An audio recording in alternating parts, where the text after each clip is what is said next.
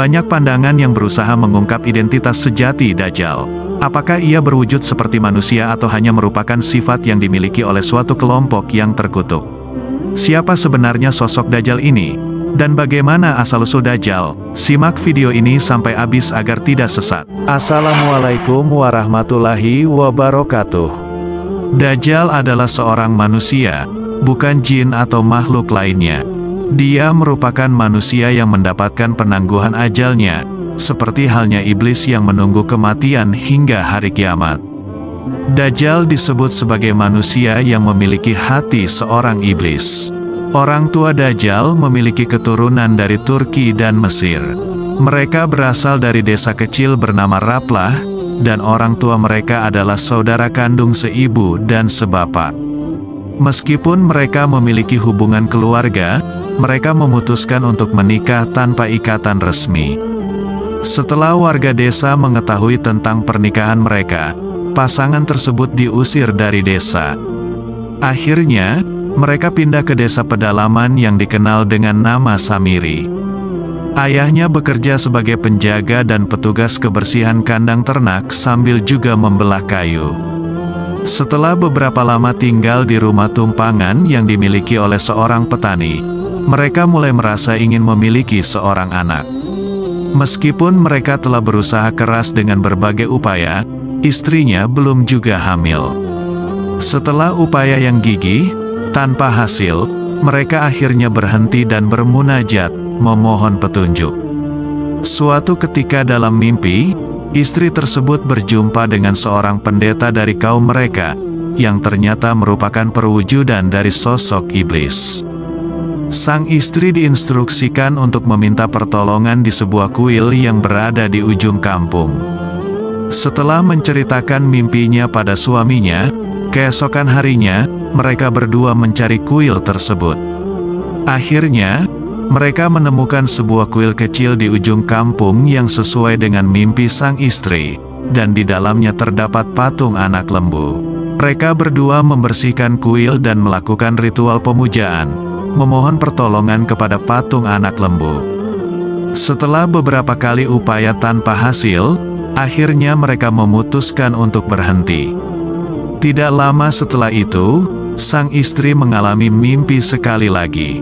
Kali ini, dalam mimpinya, sang istri menerima pesan untuk melakukan persetubuhan saat sedang mengalami haid di dalam kuil, di depan patung anak lembu. Istri tersebut menceritakan mimpinya pada suaminya, dan ketika waktu yang ditentukan tiba, mereka melaksanakan tindakan sesuai petunjuk yang diterima dalam mimpi sang istri. Tak lama kemudian, sang istri berhasil hamil. Akan tetapi, kehamilannya berlangsung lama, yaitu selama 13 bulan. Selama masa kehamilan itu, ayahnya meninggal dunia. Setelah suaminya meninggal, sang istri tinggal seorang diri. Ketika pemilik ladang mengetahui situasinya, ia terpaksa mengusir ibu yang tengah hamil tersebut. Hal ini dilakukan karena ia khawatir dengan reaksi dari warga kampung yang mencari mereka. Pasangan itu menjadi buronan dan dituduh bertanggung jawab atas kemarau panjang yang melanda desa sejak sang istri hamil, dianggap sebagai awal mula dari kehadiran Dajjal. Orang kampung meyakini bahwa mereka adalah penyebab dari bencana yang menimpa desa mereka. Inilah penyebab mengapa penduduk desa selalu mencari mereka. Sang ibu kemudian pergi ke kuil kecil untuk melahirkan anaknya. Setelah proses kelahiran, sang ibu meninggal dunia dalam keadaan mengeluarkan darah yang banyak, terutama dari rahimnya yang sangat membesar.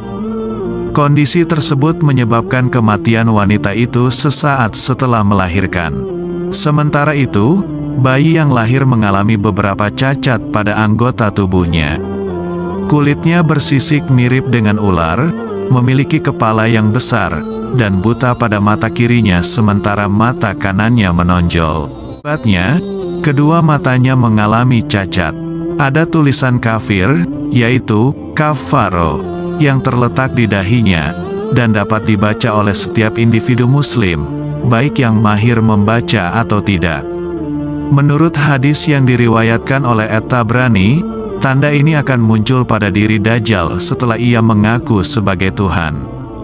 Dajjal dilahirkan sekitar 100 tahun sebelum Nabi Musa. Setelah beberapa tahun berlalu, tempat persembunyian Dajjal akhirnya terungkap. Ketika warga desa mengetahui tentang hal ini, mereka bersatu untuk membakar kuil tersebut. Saat kejadian tersebut berlangsung, Dajjal dibawa oleh pendeta kuil dan dihanyutkan ke laut. Ketika berada di laut, Allah memerintahkan malaikat Jibril untuk menyelamatkan Dajjal dan menempatkannya dalam sebuah gua di sebuah pulau kecil yang cantik, dijaga oleh seekor binatang yang memiliki kemampuan berbicara dalam bahasa manusia. Jibril memerintahkan binatang itu untuk memberikan informasi tentang asal-usul Dajjal kepada siapapun yang datang, serta mengajarkan prinsip-prinsip kehidupan jika Dajjal bangun dari tidurnya. Dajjal diperawat dengan penuh kasih sayang oleh binatang tersebut, dan sesekali Jibril datang untuk menengoknya. Pada suatu hari, ketika berusia 7 tahun, Dajjal bangun dari tidurnya, keluar dari gua tempat dia tinggal, berlari, dan bertemu dengan binatang yang telah merawatnya. Meskipun awalnya merasa takut, Dajjal kemudian merasa nyaman ketika binatang tersebut mengajaknya berbicara, menyampaikan bahwa dia adalah anak kecil yang diselamatkan oleh malaikat Jibril. Binatang itu kemudian mengajaknya untuk mengetahui asal-usulnya.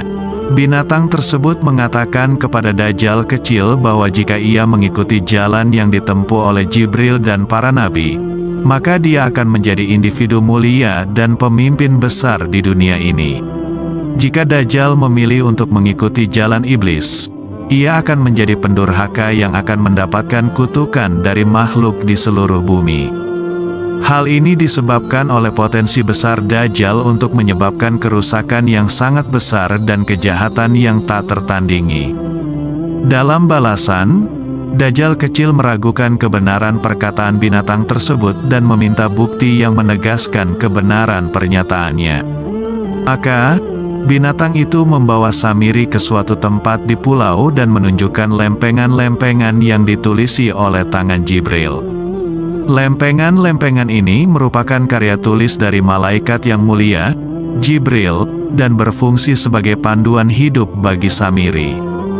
Samiri diberitahu bahwa tidak boleh menyimpang dari pedoman yang tertera di dalamnya, atau ia akan menjadi manusia yang melanggar aturan.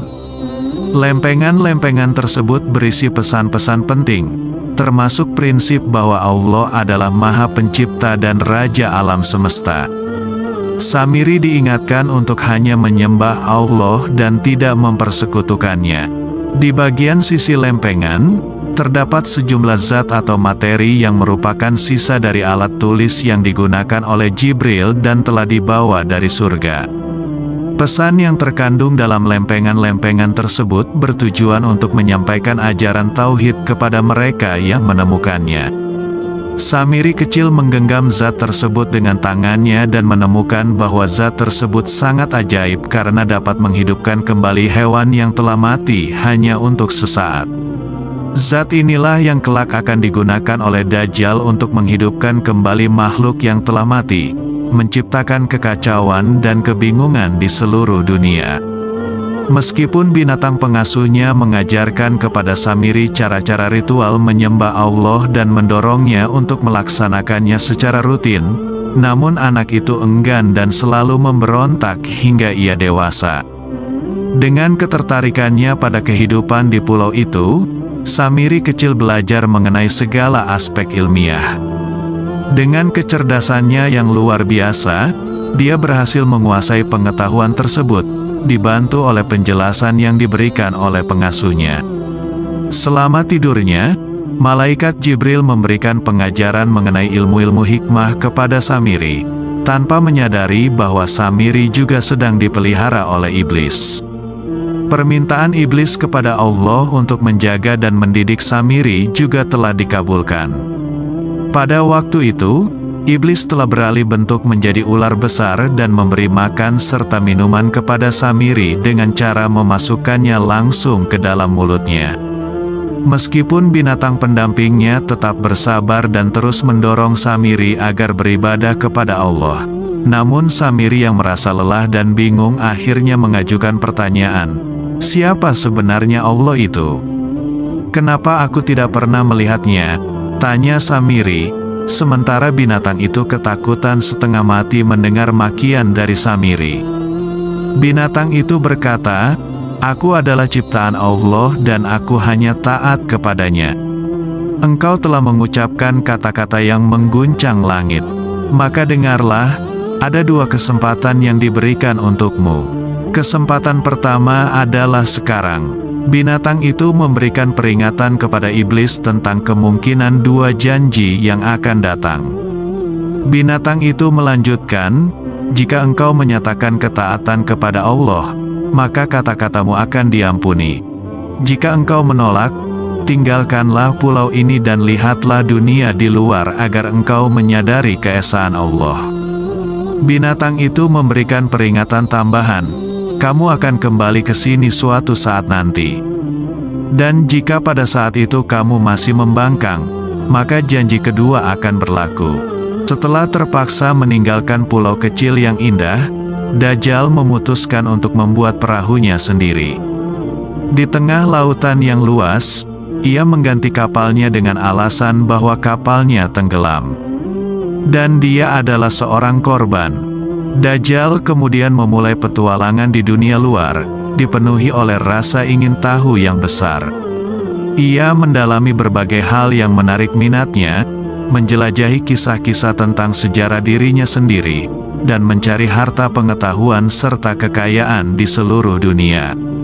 Seiring berjalannya waktu, Dajjal berkembang menjadi sosok yang sangat kaya dan cerdas.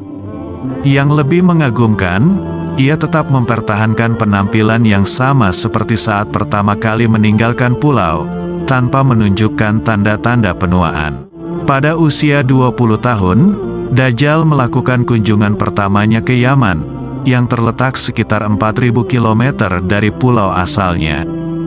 Di sana, ia dengan cepat menyerap pengetahuan baru setiap hari, seolah-olah memiliki kecerdasan dan pemahaman yang melampaui manusia lainnya. Setiap orang yang berinteraksi dengannya sangat terkesan oleh kekuatan dan kemampuannya yang luar biasa. Dan kecepatan berpikirnya yang luar biasa. Dajjal menjadi suatu kombinasi antara kebijaksanaan dan misteri, menjadikannya sebagai pribadi yang sungguh mengagumkan.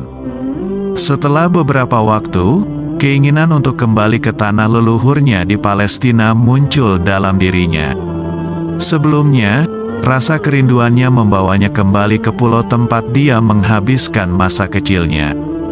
Ditemani oleh beberapa pembantu dan naik kapal besar, Dajjal memulai perjalanannya. Di pertengahan perjalanan, kapal besar itu berhenti, dan Dajjal memutuskan untuk melanjutkan perjalanan sendiri menggunakan kapal kecil. Ketika sampai di pulau itu, binatang besar hanya mengamati tindakan Dajjal tanpa berbicara dengan dia. Ketika berada di pulau, pikiran pertama yang muncul dalam benak Dajjal adalah mencari bahan-bahan ajaib yang menjadi warisan dari Jibril. Selain itu, ia juga membawa pulang sepotong batu kecil yang berwarna-warni, diambilnya dari batu panel tempat Jibril menuliskan wasiat-wasiatnya untuknya. Setelah itu, Dajjal melanjutkan petualangannya hingga mencapai Palestina.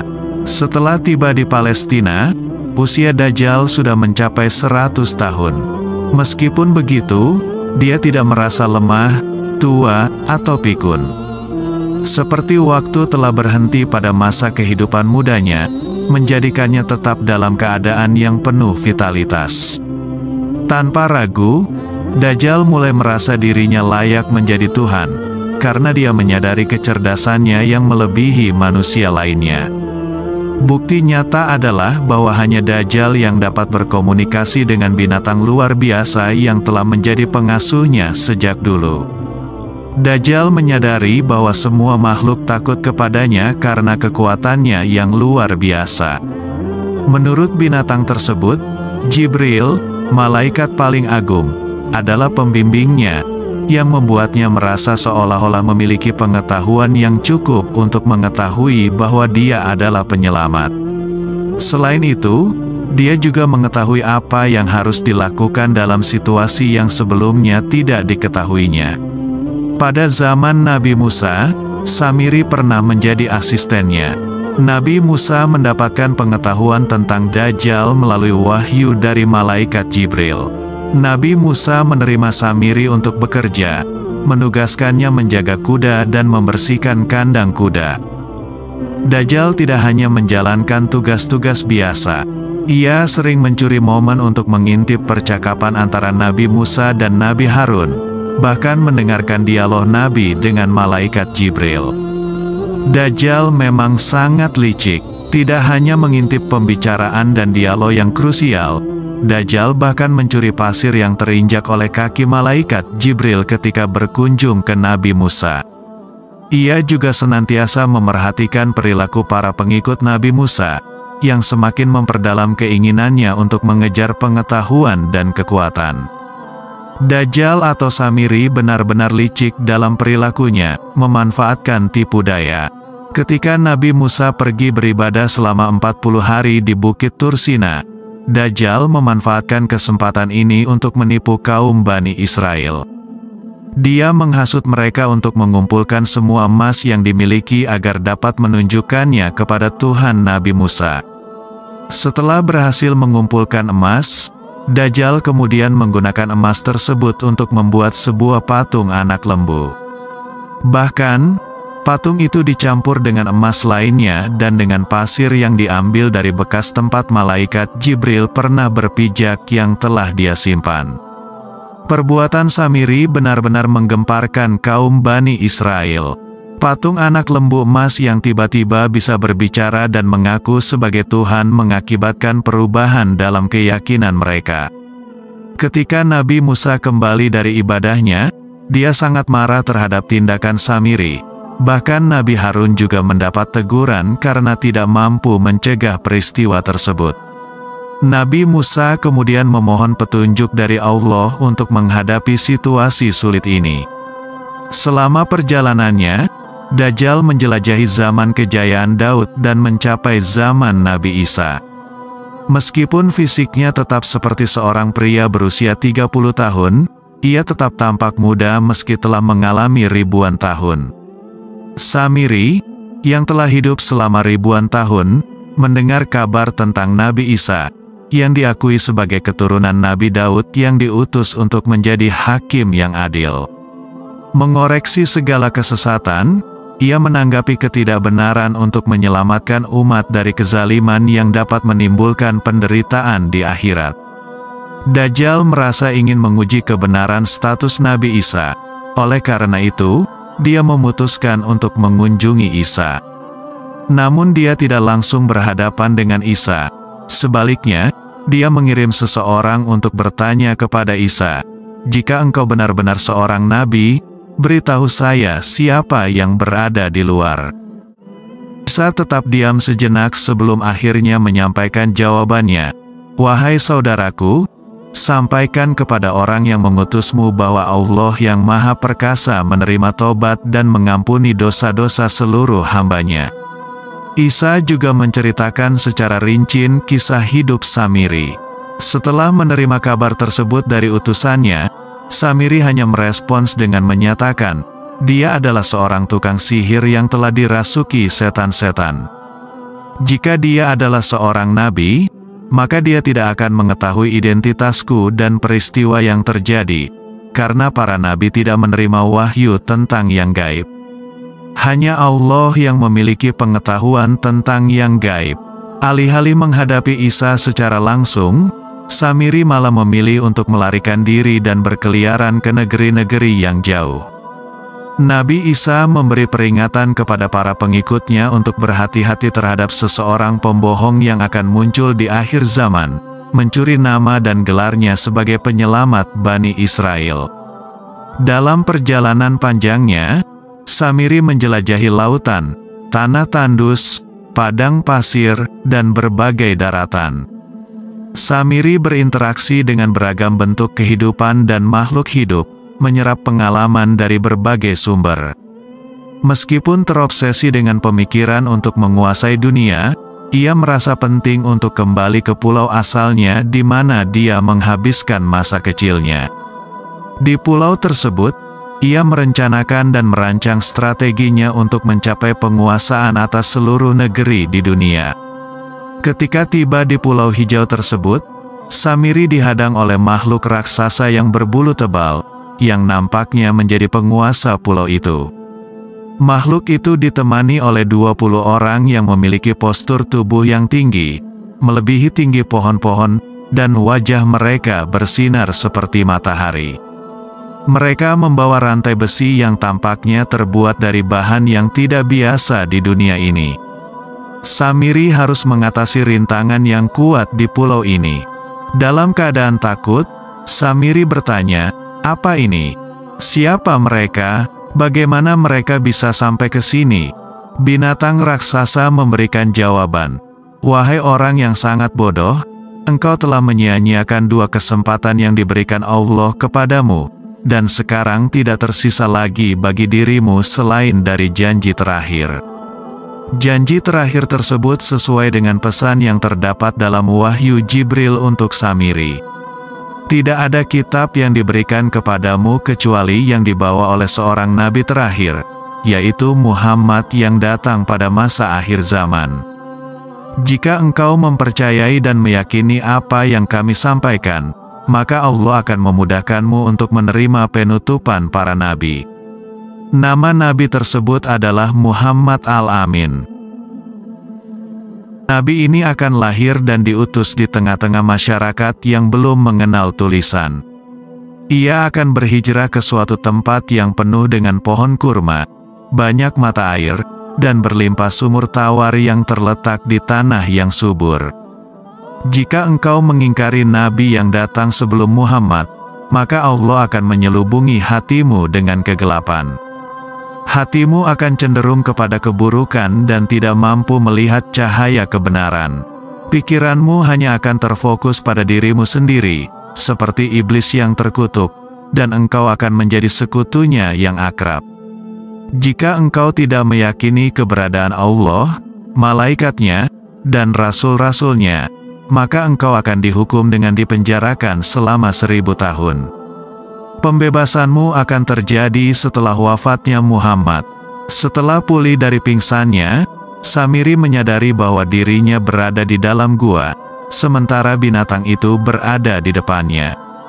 Tangan dan kakinya terbelenggu oleh rantai yang sangat panjang, memungkinkannya untuk bergerak, duduk, berdiri, berjalan, dan bahkan buang air di tempat yang disediakan oleh binatang itu dekat sumur. Samiri merasakan rasa takut yang belum pernah dirasakannya sebelumnya. Ia tidak pernah mengalami belenggu seperti ini, bahkan selama kunjungannya ke penjara Fir'aun dan kerajaan lain selama pengembaraannya.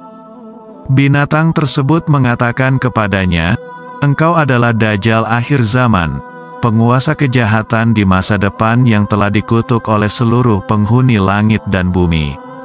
Allah telah memberimu kekuatan dan kecerdasan, memberimu kebebasan untuk memilih jalanmu.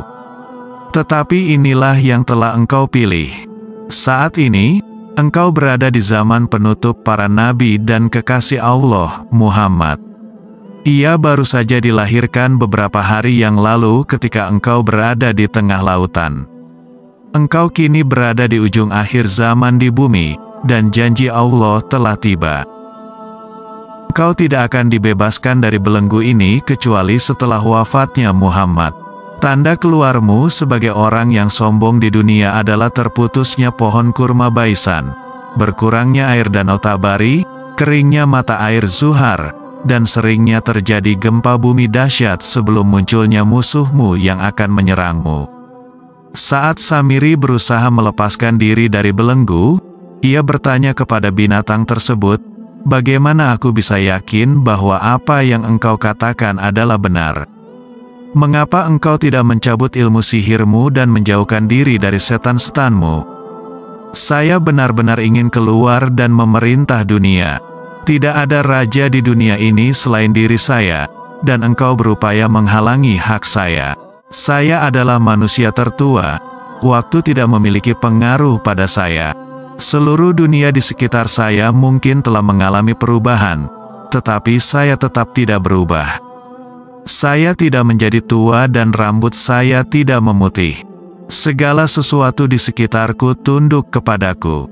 Aku adalah Tuhan. Namun, binatang itu menjawab, baik engkau bersabar atau tidak, janji Allah tetap benar.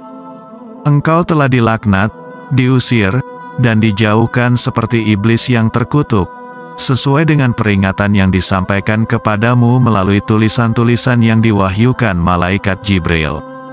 Sahabat-sahabatmu berkongsi cerita yang dimuliakan oleh Allah. Dajjal diprediksi akan muncul pada akhir zaman dan menyebabkan kekacauan di seluruh dunia. Ia akan memimpin para pengikutnya menuju kehancuran, mempengaruhi banyak orang untuk mengikuti jalan yang sesat. Namun, pada akhirnya, makhluk yang membawa fitnah besar ini akan dikalahkan oleh Isa yang turun ke bumi, mendekati hari kiamat. Oleh karena itu, sebagai umat Muslim, penting untuk selalu waspada terhadap pengaruh Dajjal, serta memperkuat iman dan takwa kita agar tidak mudah terjerumus oleh rayuannya. Semoga Allah Subhanahu wa Ta'ala senantiasa melindungi kita dari fitnah Dajjal yang begitu dahsyat. Sekian kisah yang dapat disampaikan. Semoga bermanfaat. Wassalamualaikum warahmatullahi wabarakatuh.